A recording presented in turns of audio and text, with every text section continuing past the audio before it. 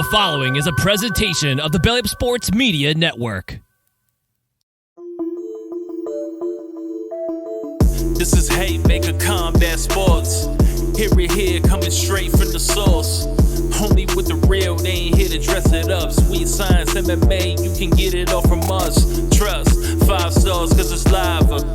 And through the fight game, we can guide ya. Slick talking, putting them in caution. Passing all the goals cause the audio is awesome. What you waiting for? Spread the word, tell a friend. This the podcast where all of the discussion ends. When they start going strike for strike, this the show that'll tell you what you seen in the fight. And they ain't playing on the mic, this a welcome to the show. Warm it up for the squad, Haymaker of the bros. I'm about wow, you can hear from the pros. It's Haymaker Combat Sports, time to roll.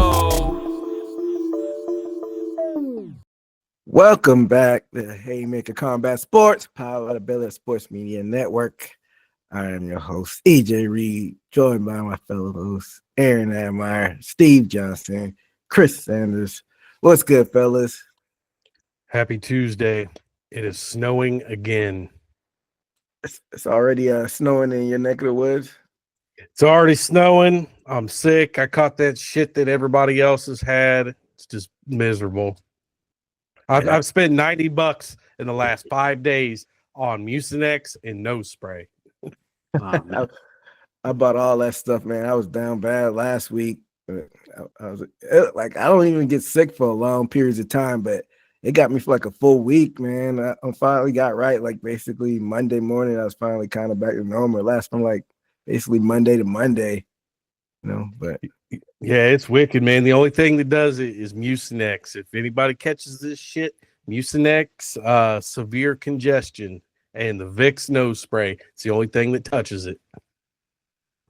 Yeah, man. I think there's something going on maybe nationwide, man, because I've heard people in other states catching it too. I caught it. We're not too far. We're only a couple hours away. You had it. It's crazy, man. I guess it's that season, man. No bueno. But maybe next time I need to get some Mucinex because what did I get? I can't even remember what I got, like Theraflu. And, it worked all right. But like I said, I got a good immune system. I'm only usually down for a couple of days, but this got me for like almost a full week. But, back in action. And we had the Super Bowl this past weekend. Any of y'all do any Super Bowl parties or anything? I just hung out with the family, man. But I mean, it was the Chiefs. They lost, but dude, I'm still high off the halftime show. Like people talking shit on the halftime show, get real, man. That shit was awesome. Yeah, I'll go around the room. What everybody think about the halftime show? We already got Admire's opinion. What do you think about it, Chris? I ain't gonna lie, I didn't even watch the Super Bowl. What? You didn't watch the Super Bowl? Nah, I didn't watch it this year, man. My boys didn't do nothing this year, so I gave up on it. I didn't even watch football for the rest of the year, to be honest with you. Our boys don't do anything basically in a year. We both Cowboy fans. At least they make the playoffs or something. This shit ain't even. They wasn't worth a cuss, so I gave up. I was a real Cowboys fan this year. I ain't watching that. I was out. But I heard good things about it. I did see a glimpse of the halftime show. It was all right, I guess. What did you get a chance to look at it, Steve? Not at all. My wife, she showed me some Kendrick Lamar highlights of his show, but other than that, I didn't see it at all. I'm gonna add mine. I thought the halftime show was dope. It's polarizing for some reason. I guess like sometimes hip hop shows don't translate to like concerts, like the singers, especially if you're not a fan. But I thought it was dope. The visuals were dope. The message was dope. Overall, it was dope. I enjoyed it. And I saw you post some memes about it. People were complaining about it and whatnot. But that's what people just like. Yeah, man. It's. Dude, there's a meme that's been around for years, and it always shows up around Super Bowl time. It's all the white dudes in their truck with their hat and sunglasses on. It's always those guys that are, doing the mad reacts or worst halftime show ever. Like, get real, man. Like, it's a new generation, and like anybody who really, really likes music and respects the art, could appreciate his show. Like there was so much stuff about it with the visuals and the storytelling and the story behind the Drake shit and the way he looked at the camera and said, "Say Drake," like, dude, That's a meme now. I'm buying the T-shirt. Like I don't give a fuck. Yeah, definitely an instant meme.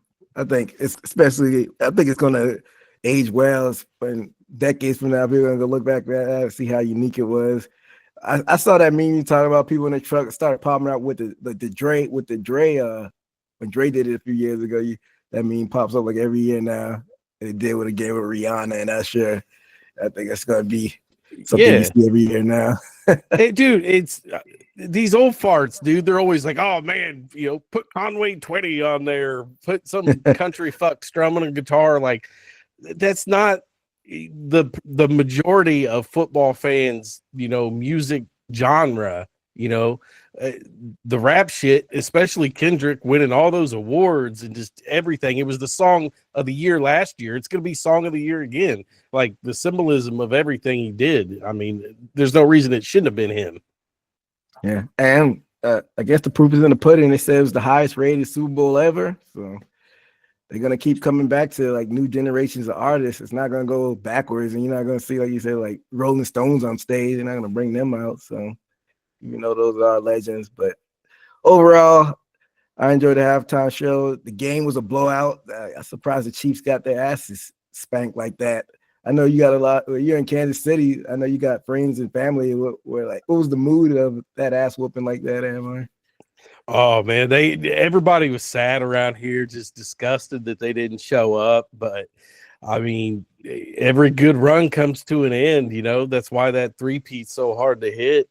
And then my friends, they're all dumb and they're like, "Oh well, at least we made it to the Super Bowl and we're not the Raiders." That's their go-to is at least we're not the Raiders. But whatever. I mean, it's on the baseball season now. Yeah, silver lining, not the Raiders. Like it's a good thing. Yeah, Patrick Mahomes still young. They'll be back. Maybe not next year, but within a 2-3 year window, they'll be back. You just got to show up that offensive line. But overall, it was an action-packed week of sports. We had UFC 312 going down south in Australia. And looking back at it, if I'm not mistaken, but it's just a conversation. Remember when the Super Bowl weekend card used to be like the biggest cards of the year, that and the New Year's Eve? Like, when did the shift happen where we got what we had this past weekend? Like, what was that? Maybe like 5-7 years ago. You probably got a better memory, Steve. Because the Super Bowl card used to be I think they had GSP. What was it like? Brock Lesnar fought on one of those weekends one time. Maybe even GSP and BJ Penn. Maybe I think was a Super Bowl card. Go ahead, Evan.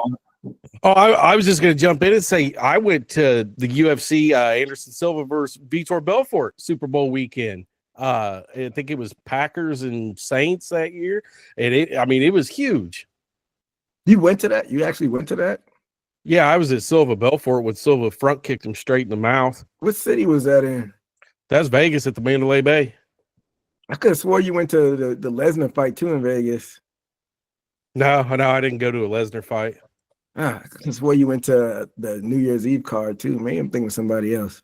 Yeah, the Silva Belfort fight was the first one with the WEC fighters on it after they got absorbed. So it was a huge card. Yeah, because John Jones was on that card too. Yep. He fought Darth Bader, Ryan Bader. Yeah, that's dope that you're at that card. But we're a long way for those times. We got this card we had this past weekend. I mean, like we were saying, it wasn't good on paper, and it wasn't really that exciting. You had a few moments on there, but we'll go through and recap this thing. I know you said you got to actually watch the whole card this time, even with the prelims. So maybe you get your input on some of these preliminary fights.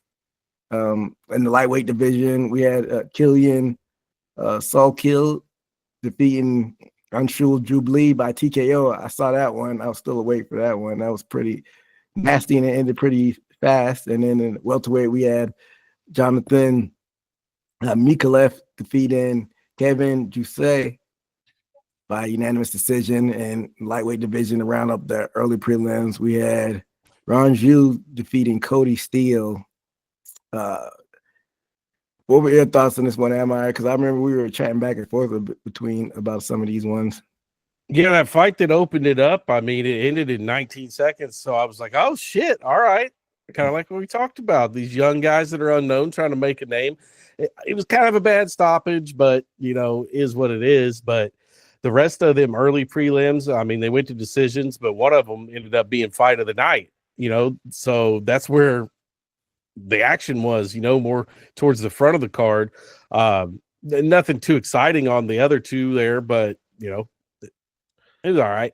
Which one was fight of the night? The Rongzu versus Steele.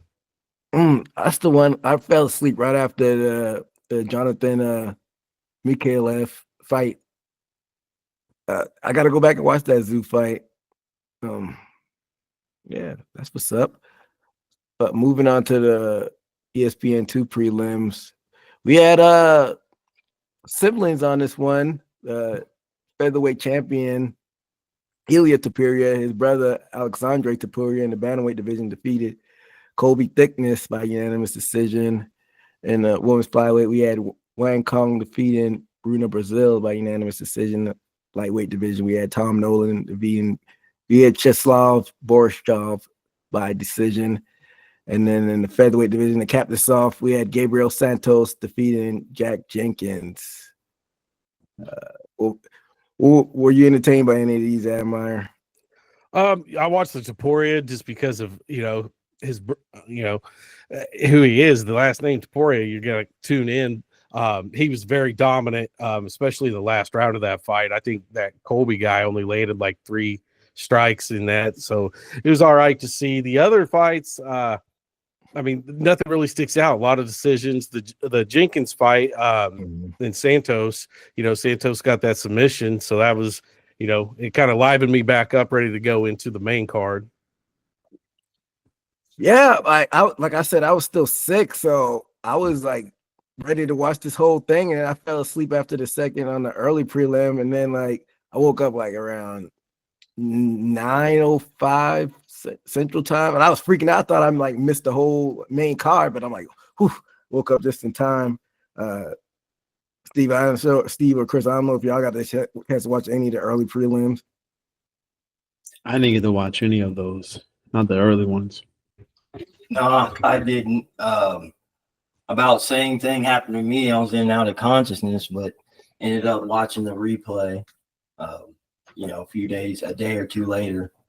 So I ended up watching the main card all the way up from Crute on up and Balato. Good thing we had Admire's eyes and ears for the early prelims. Mm-hmm. But let's get into the main card.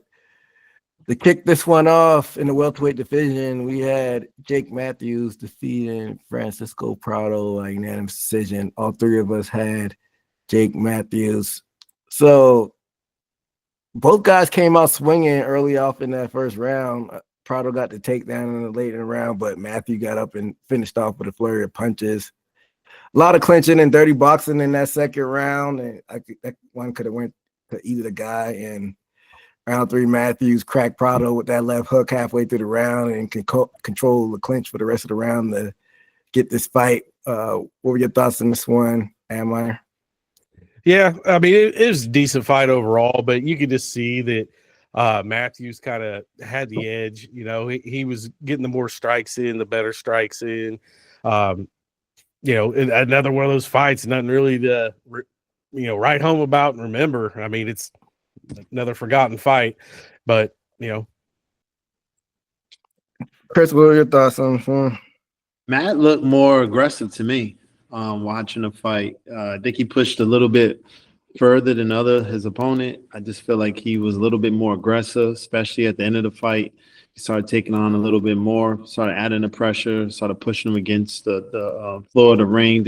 I feel like he was getting more of the best of his opponent. So to me, he just seemed more aggressive. Yeah, I think Matthews was the favorite of this one, so he went in there and did what he needed to do. Nothing pretty about it. like I said, in that second round, there's a lot of dirty boxing and close in the clinch. But a win's a win. And Steve, you say you missed this one.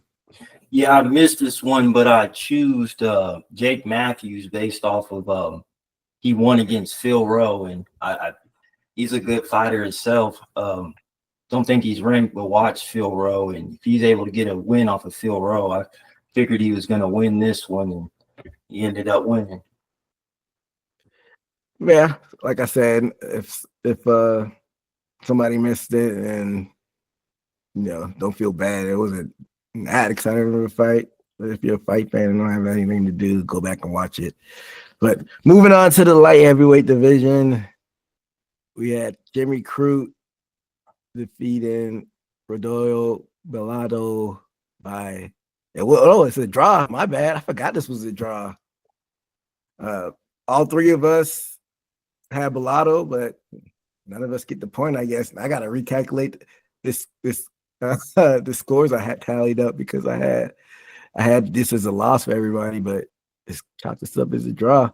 Another one of those fights, man. Bellato went for that takedown that backfired on him, and Crute got the ground and pound for the majority of the round. And when Bellato got up, Crute dropped him with that right hook and almost finished him. So I'm like, okay, Crute's about to go in there and do what he needs to do. But it was a nice bounce back round in that round too for Bellato. It went back and forth, but Crute started to get tired. That was where his downfall was. And Bellato was able to do a lot of the same in the third round. And so that first round when he dropped him, that was a 10-8 round, and that's why it ended up being the draw. What were your thoughts on this one, Admire? Yeah, in my opinion, this should have been the fight of the night. It opened up good with, Crute getting that knockdown and just basically, I think he landed like 40 or 50 shots in the first round. But then as the fight went on, you could see Crute kind of just losing steam and Bellato picking it up and carrying it throughout. So, I mean, it should have been fight of the night, in my opinion. Steve? I can definitely say it was the most, as far as back and forth action, as far as somebody getting dropped and coming back. I have no complaints on it being a draw based off what you said. He got a knockdown 10-8. That's what probably made the draw right there. Crute got tired. I mean, you can't say nothing much. And I don't think anybody has a complaint on the draw either, from what I see on social media. Chris? What a letdown by Crute. What a letdown. Yeah, I was watching. I thought he was going to get homeboy out of there. I was like, oh, this ain't going to make it past the second. Then it just slowed down. He had no legs, no road work. I was just so upset because he was, even when he was about to get grappled to the floor, he was getting out of those, his combinations. He seemed like he was touching him anytime he wanted to. Crute at one point, I was like, damn, Crute kind of looked bigger than homeboy. And I thought he was really going to take him out of there. And then there was no combination behind it. He didn't follow up. He didn't go through any strikes. He didn't go, like, it just seemed like, I was like, what's going on? And then for it to be a draw, what a letdown by his crew.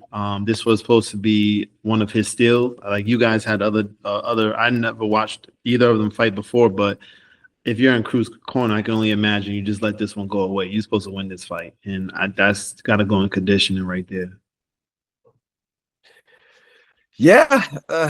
Yeah, like you said, if you're Crute, you got to be kicking yourself because to go up 10-8 in that first round, like, all you got to do is kind of stick and move in round 2 or 3, and you got the fight.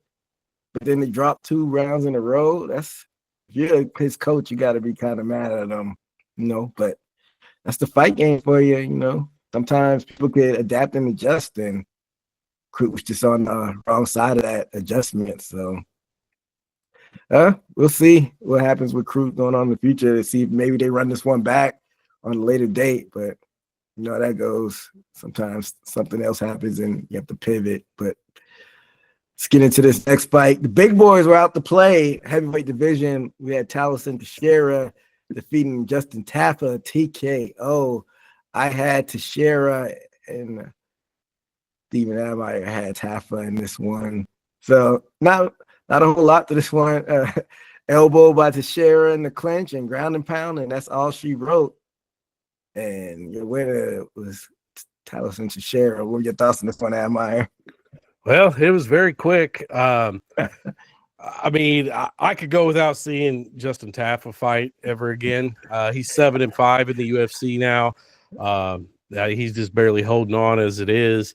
Not a lot to say or learn from this fight. I mean, it was quick. I mean, shout out to Teixeira because he got it done. Steve?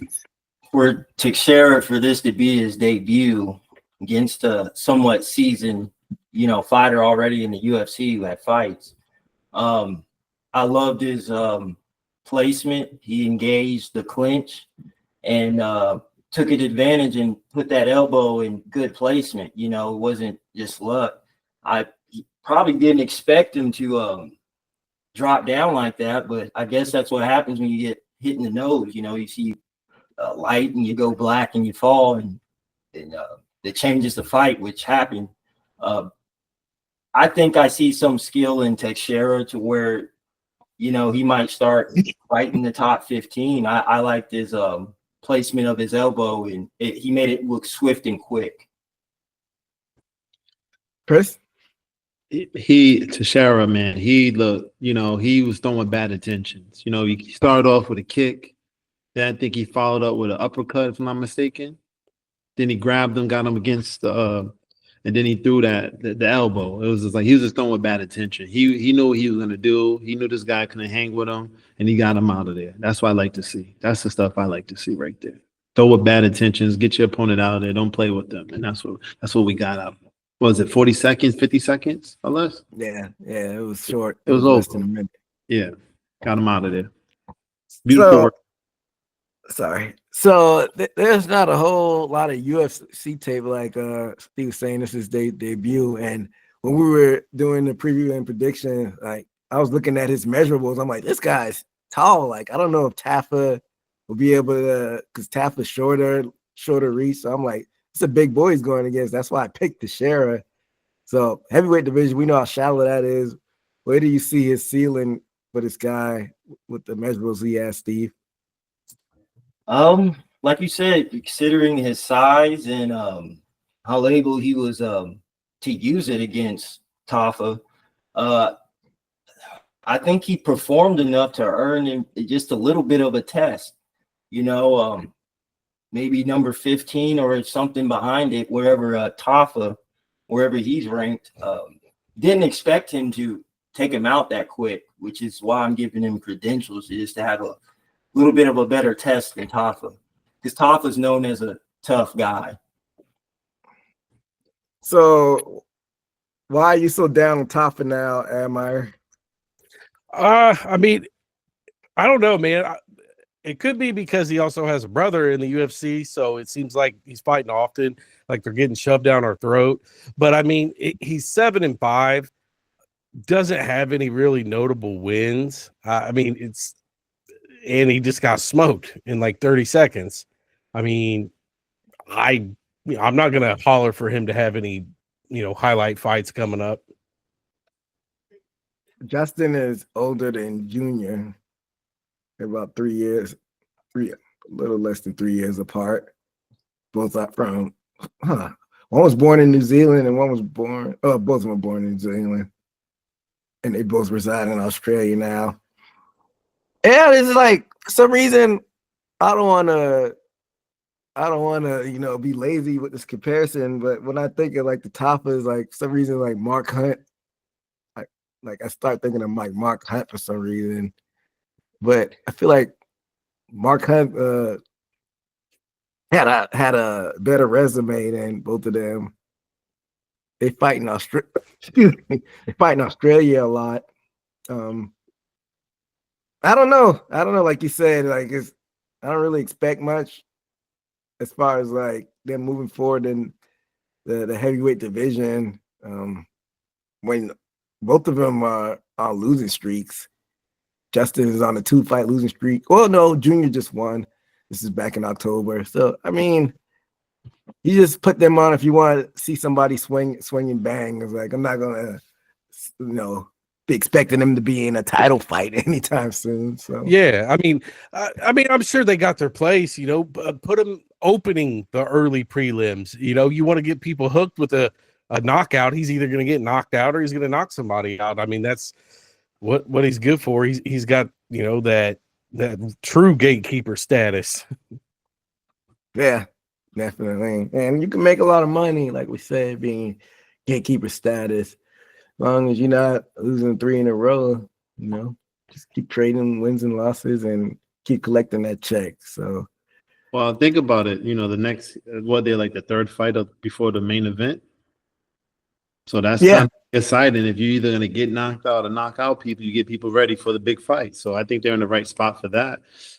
His record and, like you say, keep losing like that. Yeah, he's going to end up in a gatekeeper role. I don't know how far he's going to go past his gatekeeper role, but he probably got like 2 more fights until they don't even look at him no more for that. You can't be at 500 and be the gatekeeper. You got to show some type of fight in you. And like Amai said, he was kind of fortunate to be that high on like a main card, because this was a pretty shallow card. If it was like a more stacked card, he'd probably be on the prelims, and that'd be a good spot if he were able to, be like the last fight on the prelims because you got some benefits of being on that prelim, because those are on ESPN around nationwide. Sometimes for a big enough card, they put the prelims on ABC, so it's not a bad spot to have, but people are going to pay to actually watch the fight on the pay-per-view. I don't know. So, it is, like you said, Chris, it kind of is what it is. But let's move on into the co-main event for the women's strawweight championship. We had Zhang Wei Li defeating Tatiana Suarez by unanimous decision. Steve had Wei Li and me and Amir as Suarez. And early on in the fight, it was looking good. Suarez got the takedown, and I'm like, okay, she's looking good. And then after that, it was all Wei Li. Wei Li won the grappling exchanges and outstruck Suarez and basically round 2 through 5, and was able to be dominant in this fight and get the win. What were your thoughts on this one, Amir? Yeah, man, I took Suarez. The opening round, I was like, hell yeah, man, this is it. We're going to see Wei Li get dethroned. And boy, was I wrong. After the first round, so 4 rounds remaining, 3 of those rounds, she only put up single-digit strikes. It was just pure domination by Wei Li after that. I kind of, in my mind, was thinking kind of like boxing-wise, like Gervonta Davis. He kind of loses the first round as he's feeling out people and downloading and everything. And that's what Wei Li did. Like, she just kind of took that first round in and then, took what she learned and went out there and just absolutely kicked her ass. Yeah, it was an ass kick, like you said. Steve? Yeah, I like that outtake. She definitely downloaded her that first round and was like, you're not taking me down again. Second round, she almost had it, but reversed it. And then everything's downhill from there. Got her standing up, got the bigger shots. It seemed like Suarez was a one-trick pony. And just to throw out there, just that seems both champion competitors are from the same camp, and performed or didn't win, and Suarez was one of them. And we'll talk about the next fight, but seems like they had a bad night. Yeah, to say the least. Chris? She looked outmatched. She looked like she shouldn't have been in there fighting against her. It didn't look even. I had to go back to the records and be like, why is this? Me just learn about these individuals. I'm like, why is this person with 11 fights fighting this person with 20-something fights? It didn't, from my eyes, I never seen her before, but it looked like she had no business being in there, especially after the first round. Seemed like, it was just ass whooping to me. I didn't see anything besides that. Like, it just seemed like buy one, get 4 free. That's what it was. She just lost that first round to me. It's kind of even. I don't even think she lost the first round that bad. if you're gonna say she lost from first round. But after that, it just seemed like she was just too dominant. She did what she wanted with her. She touched her anytime. Got on the floor as much as she wanted to do. So yeah, she just seemed outmatched. That's what it looked like to me, Suarez. So Suarez, Suarez. so her injuries have kind of plagued her. That's why you see that her fight record so kind of low compared to Zhang Wei Li. But she's like a very high class wrestler. I think she might have been on an Olympic team. Don't quote me on that, but very high caliber wrestler. I was disappointed in that performance though. Like me and Amar picked her before the fight. I don't know, man. Maybe it's a new day and age, and MMA. If you were a specialist, you could get away with being, because wrestling is like the one skill you want to have as far as MMA. And we've seen in the past that wrestlers are able to, have the most success in the sport. But maybe it's a new day and age where it's just like the straight overall MMA is what you need to have, even if you're that high caliber wrestler. Because she kind of reminded me of. She kind of reminded me of Carla Esparza. Like when the wrestling doesn't work, just look like a fish out of water, because that striking looked kind of terrible. Maybe she had ring rust. I don't know. Yeah, I don't know. What did you say, Steve? Yeah, she had on her knee too. Oh yeah, that was bad. Yeah, she was leaking from the knee. I don't know. They said she got caught up in the cage. I didn't know the cage could do that type of damage to you. You think that might have affected her, Steve? I mean, I definitely probably hurt. I mean, it was open, like we see one of those cuts where they get on the forehead and you see it wide. I mean, it was pretty open. So I think it's one of those injuries to where adrenaline, you don't really feel it. But I can't say it didn't affect her though, either. Yeah, it may have, like, because I think they were saying that her coaches were telling her not to look down at it, or she didn't want to look down at it. Might have been a psychological thing, but that may affect you if you're bleeding fast from it after the adrenaline dump. That might affect your movement a little bit, but still, her striking didn't look good at all, regardless of that gash on her knee. And dominant win by Wei Li, and of course you got the commentators. Who was it? It was Bisbing. Was that Bisbing on there? Because Joe Rogan doesn't do international. Was that Bisbing on the call with Cormier and Anik? Yeah. Mm-hmm. So of course, when you have a dominant champion, they're gonna recency bias, and they're like, we don't see anybody on Wei Li's level. Nobody could beat her in this division. But I'm like, we just saw Rose Namajunas beat her twice. So like, why? It's so weird to me that they I think Bisping brought it up for like 2 seconds about Rose. Then they kept moving on to praising Wei Li. Like, y'all think something going on backstage where why they not like calling? Because I know Rose went up to,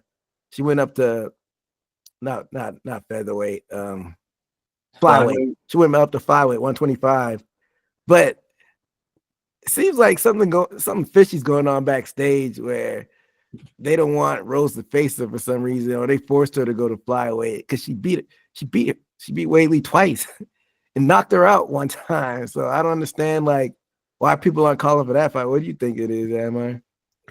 I think Wei Li being being Chinese, I think that helps the company a lot. It gives them an open door to go to China and have an event, and it has that market. So I think it's more of a marketing thing. They don't want to see her lose.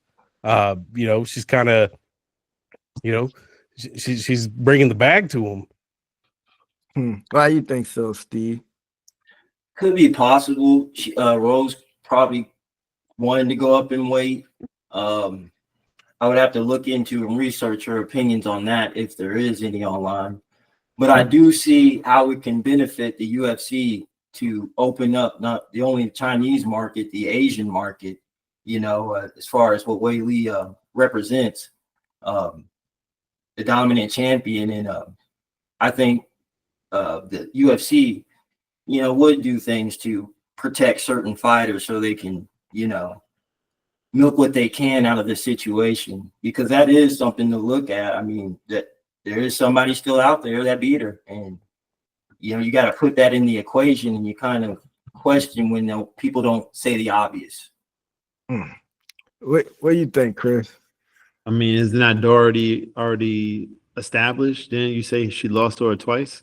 Yeah, she lost. Yeah, the champion lost to Rose twice. Rose is up a division, but Then there's Rose, nothing. There's really nothing there for either of the fighters, I think, because we already know the outcome. You said she got knocked out already. I mean, now you just go on. You build the history's already made. There's no one's gonna say that Rose is not better than what's her name? Whaley. Yeah. Whaley. There's nobody gonna say that. She got her twice, knocked her out. That's over with. So you just build your own legacy going a different route. And I think you can protect your Chinese crowd and get more national. What this was in Australia, right? Yeah. Mm-hmm. You could build more fan base for other people, and I'm sure there's a lot of Asians over there, so you could build that fan base with them over there in Australia, and they're already over there, so you could just start building that individual up where they want to keep seeing her, and maybe down the line they can run that back, but there's no point for the UFC to run that right now. Really, no. Right. And to support my thing with the Chinese and Asian market, Tatiana Suarez fell down a spot, and they moved Yan Zhang up. So you have that opportunity for that rematch, two Asians fighting. They could actually have the event over there, because I think they fought in Las Vegas last time. That was almost a year ago at 300. So you have the champ and the number one contender right there, both Chinese. So why not do a big China card? There you go. Mm-hmm.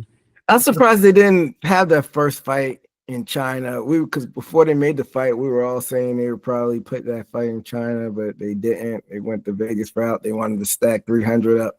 Who else is in that top 5, Admire?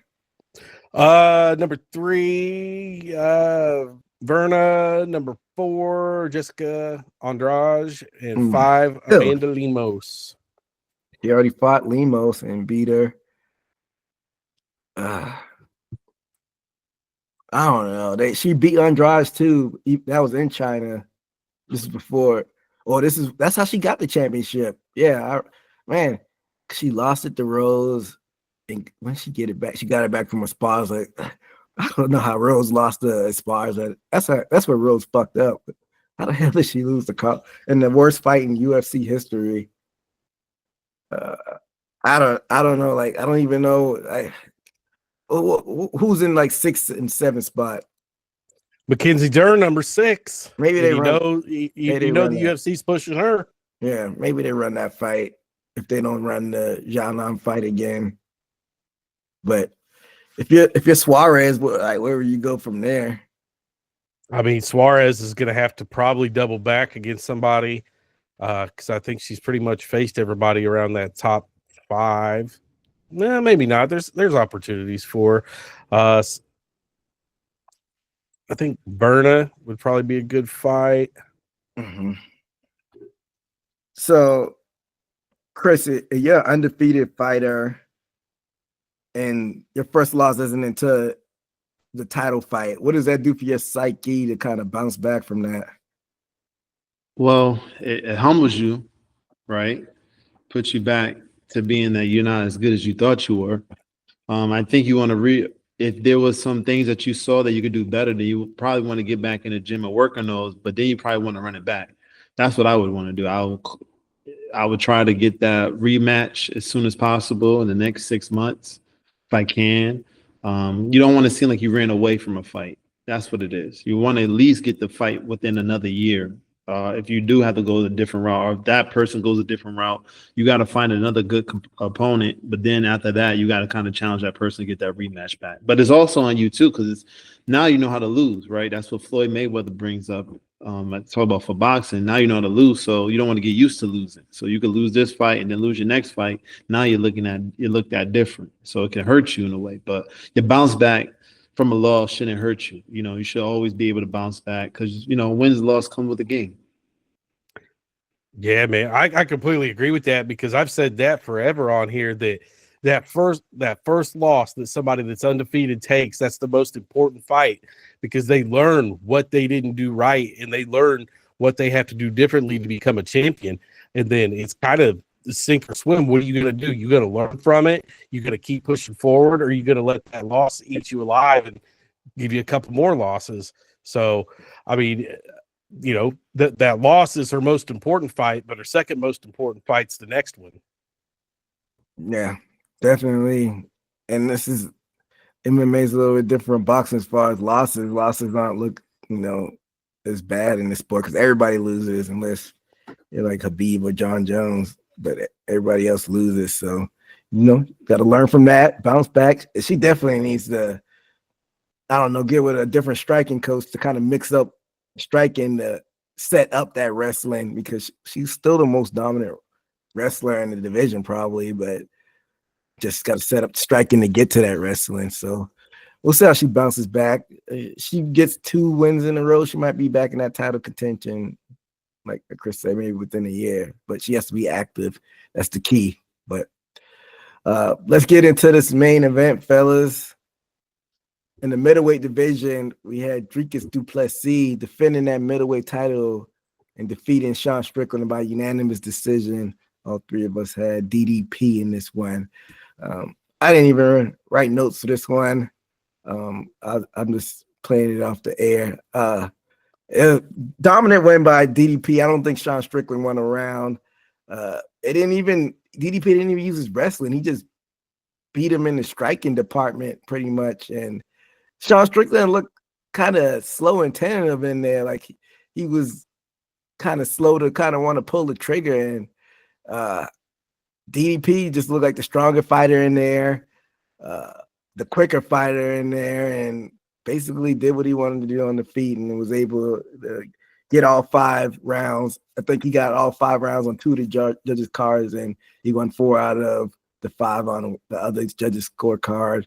What were your thoughts on this one, Admire? What a letdown. That's my thoughts on it. In the pre-fight presser, Sean Strickland doing his thing, talking stupid shit, talking about, be a man, stand and bang with me, don't use your wrestling, talking about this is going to be a war, I'm going to try to kill this man, and did nothing. Just absolutely nothing, man. I don't even think DDP looked great in the fight. He looked good enough to win. I mean, he outstruck him. He got him down one time. But I don't know, man. Strickland just talks too much for as little of entertainment that he puts out. Like, he talks like, he's McGregor in the early days, just knocking people out. But you ain't. Like, a guy that talks about wanting to kill people and knock people out, he's got so many decisions. I mean, he's not a bad fighter. He's got great defense. They said he takes less damage than most fighters, but his output somewhere has just completely slowed down. The Sean Strickland we seen the other night is not the same guy that fought Izzy. That was probably the fight of his life, when the best performance we ever seen from him. And, some people just have those type of performance, like Buster Douglas and knocked out Mike Tyson. But I don't know. What were your thoughts on this one, Steve? Yeah, I think I even said in the last podcast to where he's too linear. It's either a jab, a right cross, or a teep kick. And, his arsenal is not that big, especially his DDP's. He's too much of a counter fighter, I'm guessing. And when you sit there and wait, you end up letting the rounds, pass by, or the other person getting more points based off of not more action. And of course, that's what du Plessis was doing. Not enough action, and I think he needs to reconfigure his style or take more risks. Because, like I said, the only exciting thing in the fight that he ever had was with Izzy, and that had significant action when he cracked him. But other than that, I don't think we've seen him hurt somebody on that level to be confident in his striking, especially in this his 2 with du Plessis. I mean, basically same fight, except DDP put it on the gas a little bit harder. Yeah, I mean, definitely put it on the cast a little harder. I mean, I don't know. He's just got an awkward style. What were your thoughts on this one, Chris? What happened in the first fight? It was closer in the first fight. It was closer. It could go. It could have. I thought DDP won it 3-2, but a lot of people, especially his fanboys, were trying to vouch for Strickland winning. But I thought DDP edged him out in that first fight. I would say one thing. Sean sold the fight, though, for sure. I was watching all his highlights. I was watching him talk a lot of shit. I was like, oh, we got a good one coming. By the second round, I took my socks and threw them at the TV. Like, I was just so disappointed in him. Like, I thought he would be more aggressive. I thought he was just going to bring a different – I thought it would be a different type of action, the way he was talking before the fight. I thought that he was just going to come with some energy. I thought he was about to make this big old upset. He's going to become champion. And I was, me hearing, I was like, all right, here we go. We got a good fight ahead. Wasn't like that at all. Wasn't like that at all. Very disappointed. Socks hit the TV. I took my girl's socks off and hit the TV with those too. It was just what we watching over here. Like, dude, don't talk shit ever again. That's how I felt like. And suppose he's a good fighter. I heard good things about him, but that night, this guy, I guess, got his number. He lost twice to him. Wasn't even that convincing, like you guys said. He did outstrike him. Was punching him a lot. You guys say he has the best defense, but he was getting touched to me. I saw him get touched a lot. That didn't look good defense to me. Supposedly, like you guys said, he was talking shit. Fight me, fight me. Well, he brought the fight to him, and he didn't bring the fight back. That's how I saw it. So that's my take on it. So they didn't waste a lot of time getting back to this match. I think Strickland had one fight in between. Who did he fight his last fight at, Meyer? Oh, he fought my favorite guy, Paulo Costa. Paulo Costa. He beat Paulo Costa in between and got to the second match. And it was a split decision. He beat Paulo Costa with a split decision and got another title fight. Yeah, so we know he's Dana White's boy, put him back in that position. But looking on the DDP side of things, I mean, he's not the prettiest of fighters, but is it time to stop kind of counting him out and like kind of giving him the credit that he deserves? But he keeps winning. He beat Izzy, beat Strickland twice now. What do you think about DDP's upside, Amir? I mean, he's a great fighter. He's not great at one skill. He's just good at a lot of skills. I don't think you're going to see him at the top very long, man. I mean, okay, after what we talk about that in a second. Once Steve, what do you think about his upside? As far as where is he going after this fight? Well, we know who he's probably going to face next, but do you see him as like the top of as far as like the greats of the middleweight division? You think he's up there as far as that goes? Because he's had a few defenses now. Like I said, he's not the prettiest of fighters, but he gets the job done. Maybe so, but I don't think I've seen a skill set of a fighter yet that's been in the ring, which, one coming up is a question, but I think that's the fight to make to where see if his skill set is. I don't think he's fought somebody to test all areas to make it a dog fight and competitive. I think these fights are tough people he fought and beat on top caliber, but what's coming at him next? I mean, shit, that's the test right there. Yeah. So talk about the elephant in the room. We all know who he's probably going to face next. He's going to face Khamzat Chimaev. I'm guessing that's probably going to be the end of his reign with this Chimaev fight. Yeah, man. Like Chimaev, I mean, he's just going to have his way with him. And if for some reason it's not Chimaev, Imavov is up there that just took Izzy out.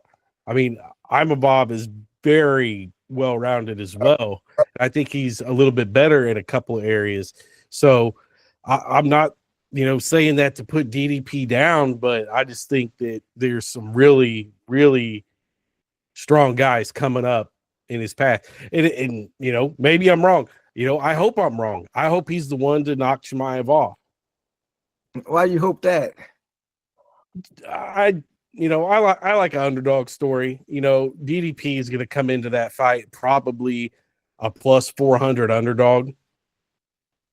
Wow, that's for a challenger to have that big of odds against. That's crazy. Steve, you think Chimaev is basically gonna wipe the floor with him? I think so.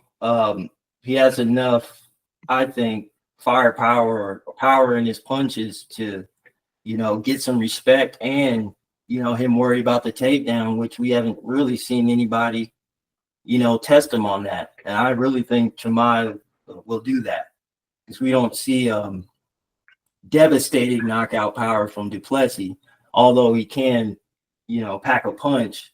I don't think enough to take out somebody whose goal is to take you down. And, and although Duplessis has stamina, Chimaev, it's a matter of him. He has stamina too, but can you just last a few rounds? His dominancy of his wrestling. I think that's what he has to worry about. Definitely. We saw what Chimaev did to who he faced Robert the Reaper. Bobby Knuckles. Bobby Knuckles, and he shattered his jaw. So we know how he gets down. That was disgusting. Yeah. So, I feel like if it were Sean Strickland that won, they probably would try to avoid facing Chimaev, but I guess we'll never know since he lost. But going back to the Sean Strickland side of things, we missed some stories going into this fight when we did the previous show. Like y'all said, he was talking big shit, saying ridiculous shit. I don't know how we missed the story where, like, I don't know why these guys give these outlets sound bites because they even put his face on the Australian, whatever the biggest newspaper is, basically saying he was public enemy number one. But he was in the interview. They were asking him what's his least favorite race, and he was saying Chinese people are his least favorite race, and spewing nonsense and ridiculous stuff. And of course, Dana White's not going to punish him because that's not how Dana White works. But after this fight, seeing his antics and his fan base, do y'all think this will wear thin with his fan base, or do y'all think he still sells fights in the future with these ridiculous antics that he does? Or you think people wear thin of it? I'll start over you, Admire. No, I don't think he loses any of his fan base. I think he keeps the same fan base. I don't think he's going to gain any, but the people that like him because of the way he acts, I mean, it's not they're not going to run away for it. They're big fans of his for a reason. So, I mean, he's kind of like at this point like a Chael Sonnen, always talking crazy shit, but now he's turning up losses. Chael Sonnen was like witty with his and funny with his. He's just saying like absurd things just for like clickbait and like to rile up a certain fan base. I don't like it's like it's cringe like Kobe. He's a little bit more like he'll say some fucked up shit and then like I guess like 9 out of 10 of the quotes he'll actually say like that 10th time he actually say something that's kind of thought provoking me like, and then he'll go back to spewing his nonsense. Like he's like a weird guy.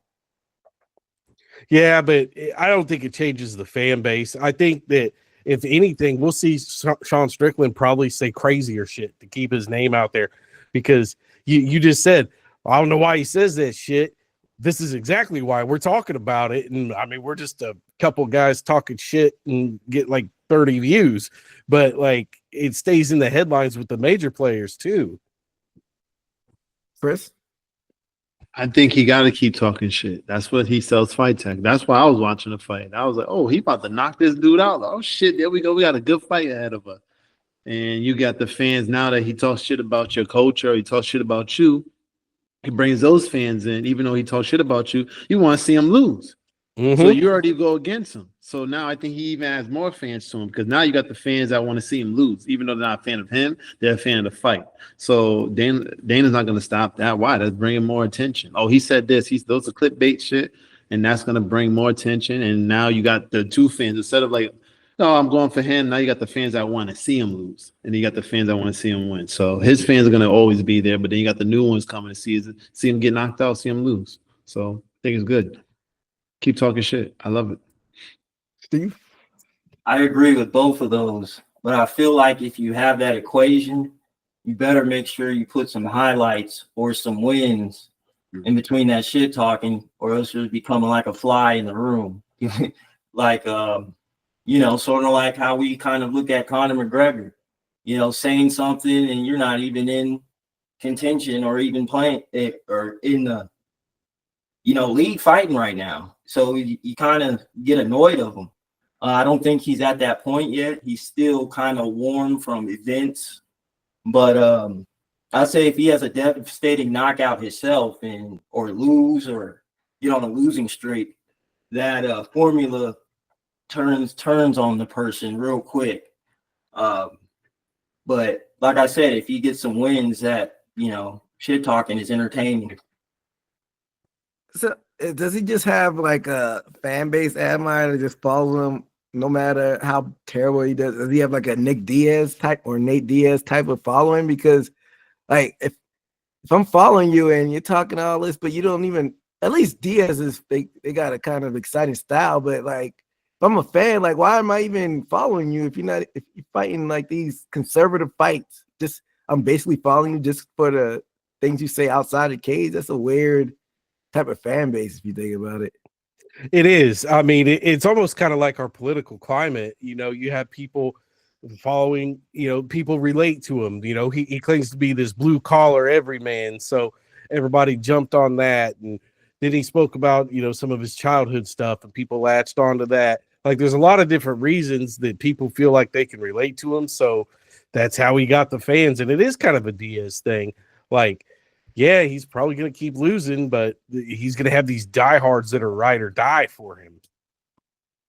Yes, stands are weird to me, but like you said, they attach on to something and they ride or die with that. And, it's interesting because like they're getting paid from these people. Like I'm a fan of the sport, but I wouldn't be a stan. Like if I see somebody just saying ridiculous stuff, but I'm like, all right, I'm cool on it. Like almost like a Kanye. Look at the crazy stuff he's been saying. Like I'm cool on Kanye. I don't really need to follow him like that. Yeah, that's a good comparison. I mean, it really is. Like Kanye's doing worse shit, of course, but like it's kind of in the same ballpark. Like just talking ridiculous shit to keep eyes on him, and you have the diehard fans that'll stick by it. It's just like fucking Chris Brown. He should not be famous at all right now, but he's got diehard fans that no matter what he does, they're there. Yeah, fandom is an interesting topic to talk about, but going back to the NK stuff, at least, like where does Strong Strickland even go from here? I don't know if you got the rankings in front of you. I mean, knowing how Dana White is, he probably will put him back in the title fight after winning one fight, especially if Hamzat wins. Like do you have the rankings in front of you, Amir? Yeah, so number one, you got Imavov. Strickland is number 2 now. Chimaev 3. Not even going to think about him fighting Strickland. You got Izzy at 4. I could see them running back the Izzy fight the way that went down. And Izzy took his first really bad loss. Well, no, not his first really bad, but you know what I'm saying. I mean, it was a dominant win for Strickland. They both lost the other night or in the last week, so I don't see why you wouldn't want to run that back. Izzy needs the win to get back in the win column, but also get that win back from Strickland. That fight makes the most sense to me. You got Robert Whitaker at number 5, Barallo at 6, Cannonier at 7, Vettori at 8. I'm with the Izzy fight. The only other fight I want to see would probably never happen, but I guarantee you it would be the biggest card of the year. I want to see Sean Strickland versus Colby Covington. Who you thought on that one? Chris, would you be interested in seeing Izzy Adesanya versus Strickland again? I didn't see the first one, so it'll be my first time watching him fight. Again, I just want to see a good fight. If he's going to show me what he showed this weekend, and I don't want to see him fight again. I told you I was throwing socks at the screen, so I don't want to see nothing like that with all that mouth. But he got to show me something. I mean, I've pictured him. I've seen his face before, so I'm thinking he's a good fighter. And I hear he's a good fighter, but I don't know if he just got his number pulled by this guy. He doesn't know how to beat him. I think this might be too much of a matchup for him. Maybe he's a better matchup for other fighters, but what I saw, like he just was on his back foot. It didn't seem like he was being aggressive, the person that I thought he would be. So if he can be more aggressive, I'll let to see any fight. I could be one of his fans because I like the shit talking. I like the energy he brings. I just want to see it in the ring. So if he could bring some of that in the ring, then he can fight anybody. I think he will have that Nate, that the Diaz brothers type of fan base that you would see. So at my Kobe Covington and Sean Strickland used to be a welterweight. You think Kobe would come up to 185 to face him, if that were even a realm of possibility? Yeah, I think it would be Colby Covington going up. He's getting a little bit older. You know, it wouldn't be. I bet his walk around weight's probably like 190, 195. So he would be real comfortable at 185. And I mean, just the shit talk between those two would be insane. I mean, it like I said, it would be the biggest card of the year. It would sell the most pay-per-views. I don't know if that'd be a main event. Like if it were the co-main event, it's because I think a lot of luster is off of Kobe. I think Sean Strickland still has. I think a lot of Kobe's fans have like left his side. He doesn't have that die hard like Sean Strickland because he can't talk as well. But Kobe just went through the same thing though. Like he talks all that crazy shit and loses. So I mean, they both are like the same person in welterweight and middleweight. So why not match them up? Why not have them open, you know, be the first on the main card of the International Fight Week card? Ooh, yeah, that was a lot. If they were like the curtain jerker of International Fight Week. Yeah. If you were to say Sean Strickland's next opponent, the most probable one, what would you say, Steve? I would say Izzy. Izzy? Run that back, huh? Both of y'all are on it. Okay. Well, how come? Well, I think it makes sense. They both lost. It aligns back to, you know, you can solidify a person that you can slay a previous champion, you know, make him retire, so to speak. You can promote as that. And I think for Izzy, even he was promoting in this fight, how he said, which I think he sort of fake pumped himself up, but, you know, having a reason to fight. You got somebody that beat you, you know. Pierre, he got motivated to get the win back. So I think the Strickland fight would be, you know, a better outcome of strategic plan because he got caught that first fight. Yeah, and then he wasn't really the same after that. He didn't really shake it off and lost that fight decisively. But who's Imavov? He's number 2. I think they're gonna go Chimaev with the title fight DDP. Like, damn, so if you're Imavov, you just sit? We all see that could bite you in the ass if you sit sometimes, especially if you're not like a big name. Imavov is good, but he's not. He did get the boost off the Izzy fight, but he's not like a household name. Is that smart of him just to sit? I would, if I was him, I would say he's already beat like the who's who in the middleweight division. I mean, Imavov has beat Izzy, Brendan Allen, Cannonier, Dodiz, Buckley. Like he's fought all those guys up there. Why risk your number 1 spot? You know, probably running it back with somebody. I could, you know, nothing's beyond Dana White. Dana White might have mercy on Strickland and give him a number 1 contender fight against him because Strickland did beat him once already. I think Imavov stuck between a rock and a hard place. Like, if say DDP comes back fast, that fight probably won't happen until like summer against Chimaev, maybe International Fight Week. So, and if he doesn't take a lot of damage and he doesn't get injured, earliest would be November winter for the Imavov to be waiting. That's a long time to be sitting. So, like you said, I don't know if that makes sense running back the Strickland fight. That's an option, I guess. Who's number 4 is Izzy, 3 is Izzy, or 4 is Izzy? Rip, what about the Whitaker? Is Imavov faced Whitaker yet? Imavov has not fought Whitaker. That was the next thing I was going to say is you could match them two up, but I think Robert Whitaker's like been on a 2-fight losing streak, I think. Yeah, Bobby Knuckles, he just got it. I think the last time he was in there is when Chimaev cracked his jaw. Let's just double check that. No, he's only on a 1-fight loss. Yeah, it was Chimaev.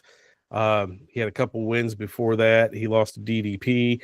Yeah, so I mean, I don't think that's fair either.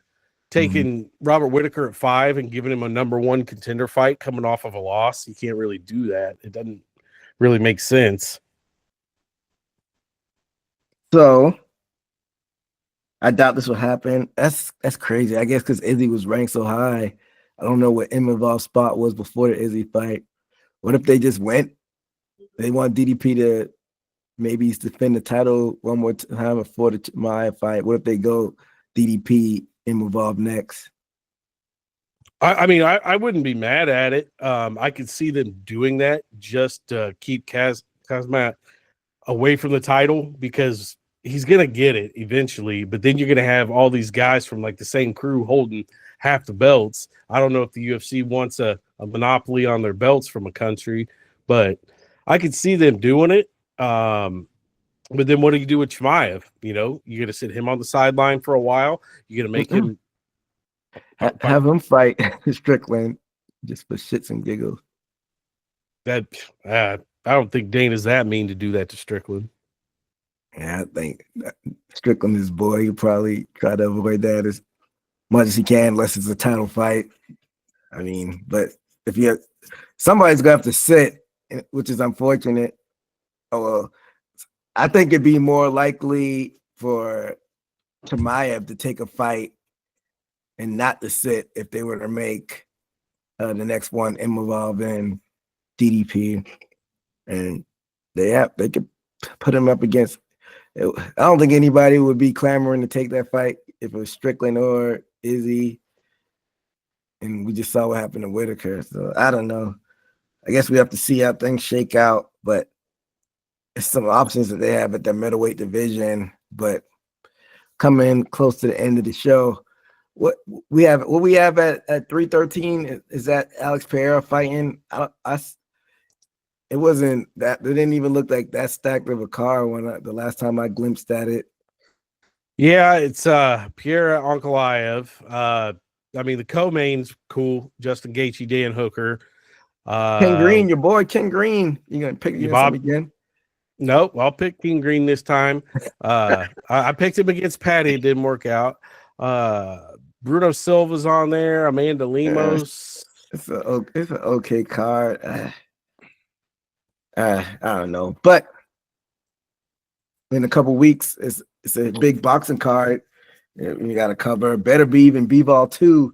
Yeah, they kind of taking the mold from UFC on this one because you got Daniel Dubois and Joseph Parker on the card, and you got Shakur Stevenson on that one, and he's not even in the co-main event. And you got Virgil Ortiz and Madrimov, so that's a pretty stacked card on the 22nd. You know, we'll be back to talk about that one as well.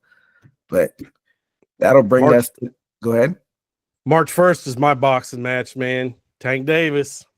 Mm-hmm. Yeah, so we got to talk about that one as well. A lot in the world of combat sports coming up soon, so we'll be here to cover everything. But that'll do it for us here at Haymaker Combat Sports. Make sure to like and subscribe to YouTube. Make sure to follow us on all social media platforms, the Instagrams, the X Twitters, and TikTok as well before they ban it again. But until next time, be safe out there. Later.